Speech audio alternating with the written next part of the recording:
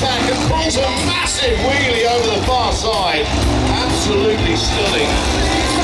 Now, will he do the caravan? Who wants him to crush the caravan? He's heading for it, and then cheer if he goes through it. Here we go!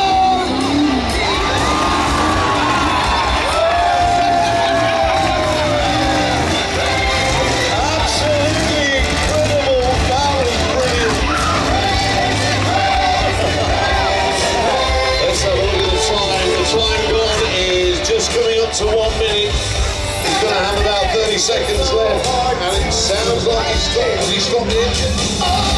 No, he's going again.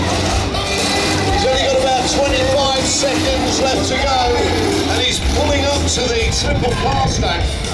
This could be a silly to do because Quite Mercy likes to smoke the tyres. You want to see him do a burnout? Here we go.